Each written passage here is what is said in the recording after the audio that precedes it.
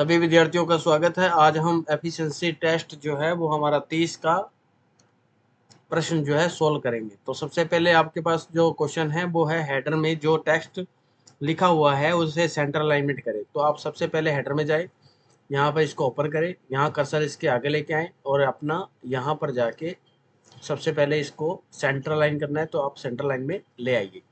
इसके बाद उसके आगे बुलेट लगाएं। तो इसके आगे बुलेट लगाना है तो आपको सीधा यहाँ पर जाना पड़ेगा होम में, और होम में जाके यहाँ पर सीधा आप बुलेट लगा दें। ये हमारा क्वेश्चन हो जाएगा ऐसे। अब आता है फर्स्ट पैराग्राफ में आए शब्द जिम्मेदार उसे 3 बार ग्रो करें। तो फर्स्ट पैराग्राफ में देखो यहाँ पर शब्द हमारा जो है 3 बार जिम्मेदार मिलेगा। तो इसको यहाँ सेलेक्ट कर लेंगे।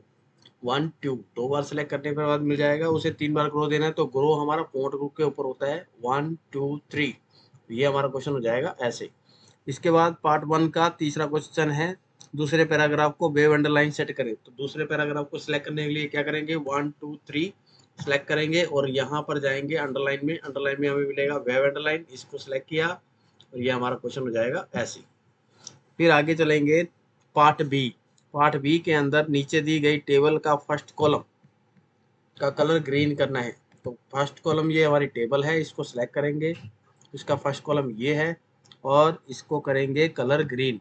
यहाँ पर हमारा फ़ॉन्ट का कलर होता है और इसको हम कर देंगे ग्रीन। ये क्वेश्चन हो जाएगा ऐसे। फिर इसका पार्ट बी का सेकंड क्वेश्चन आता है नीचे दी गई टेबल के दूसरे कॉलम को कैपिटल ईच वर्ड में बदलें। तो इस कैपिटल को हम क्या करेंगे, सिलेक्ट कर लेंगे और यहाँ पर हमारा जो है केस आता है, केस में यहाँ आता है कैपिटल ईच वर्ड। तो ये हमारा क्वेश्चन हो जाएगा ऐसे। इसी तरह पार्ट बी का थर्ड क्वेश्चन आता है नीचे दी गई टेबल के तीसरे कॉलम में 10th 11th के टीएच को सुपरस्क्रिप्ट करें। तो सबसे पहले इसको सेलेक्ट करेंगे, यहाँ पर हमें जाके 10th और 11 के टीएच को ही सिलेक्ट कर ले।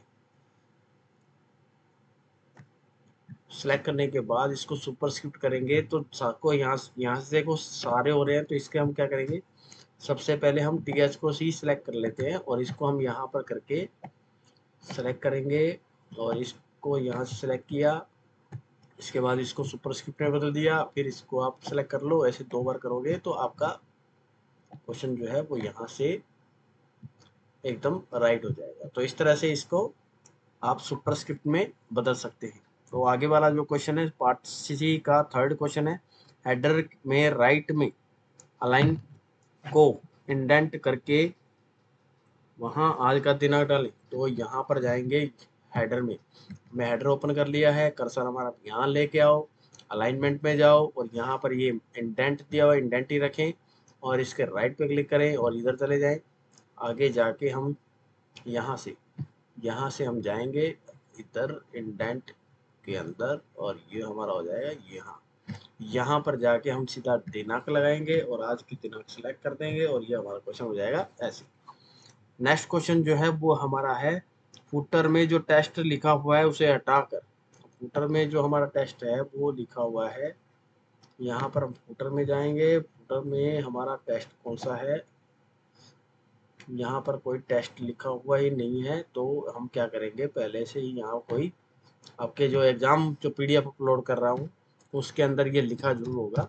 यहाँ पर जाएंगे उसमें मैं ऐड कर दूंगा। फॉर एग्जांपल मान लो इस तरह से लिखा होगा, यहाँ पर ऐसे लिखा होगा। तो हमें क्या करना है, इसे हटाकर आपको यहाँ पर लिखना है राजस्थान हाई कोर्ट। तो ये आ जाएगा आपका राजस्थान हाई कोर्ट। इस तरह से लिख के फुटर में आप कर लेना और जैसे आपको पीडीएफ जो आपकी अपलोड होगी उसमें ये ऐड होगा, वहां से आप इसको हटाकर जो भी यहाँ लिखा होगा उसको हटाकर कर देना। फिर इसके बाद आता है पार्ट सी का थर्ड क्वेश्चन दूसरे पैराग्राफ के तीसरी लाइन को हाईलाइट करें। दूसरा पैराग्राफ कौन सा है, यहाँ जाएंगे ये वाला। तो इसकी तीसरी लाइन को यहाँ से सिलेक्ट करेंगे और इसको हाईलाइट कर देंगे। ये हमारा क्वेश्चन हो जाएगा ऐसे। अब आता है पार्ट डी का फर्स्ट क्वेश्चन तीसरे पैराग्राफ के हेडर और फुटर में बोर्ड लगाएं। तो तीसरा पैराग्राफ जो है उसको सिलेक्ट कर लो, उसके यहाँ पर जाओ, उसके हेडर और फुटर में बोर्ड लगाना है। तो आपको हेडर में यहाँ पर बॉर्डर लगाएंगे और फुटर में बॉर्डर लगा के उसको ऐसे ओके कर देंगे। तो हमारा हेडर और फुटर में बॉर्डर लग गया है।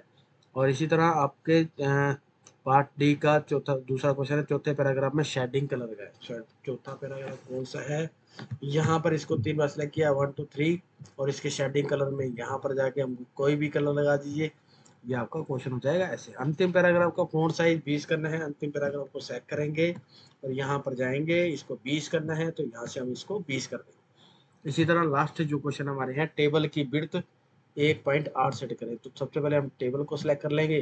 टेबल को सिलेक्ट करने के बाद टेबल के लेआउट पे आ जाएंगे, यहाँ विड्थ 1.7 दे रखी है, यहाँ 1.8 कर देंगे, ओके हो जाएगा। इसी तरह पेज में एक आर्ट बॉर्डर लगाना है, तो पेज का बॉर्डर कहाँ मिलेगा? लेआउट में जाएंगे, यहाँ पर डिजाइन, इसके पेज का बॉर्डर है, यहाँ पर हमारे पास मिलेगा 8 में जाके आप कोई भी बॉर्डर लगा दीजिए और यहाँ पर हम इसको सिलेक्ट कर लेंगे, तो इस तरह से बॉर्डर लग जाएगा। लास्ट जो क्वेश्चन है हमारा, वाटर मार्क में 1 2 3 लिखिए। वाटर मार्क जो है वो आपका यहाँ मिलेगा और इसके वाटर मार्क में जाएंगे, यहाँ पर कस्टम वाटर मार्क में जाएंगे और यहाँ पर हम टेक्स्ट के अंदर लिखेंगे 1 2 3, तो 1 2 3 और कुछ बदलने के लिए बोला नहीं है, तो आप इसको मत बोलिए, यहाँ पर 1 2 3 ओके है। इस तरह से हमारा क्वेश्चन कंप्लीट हो जाएगा और ये आपका पेपर कंप्लीट हो चुका है।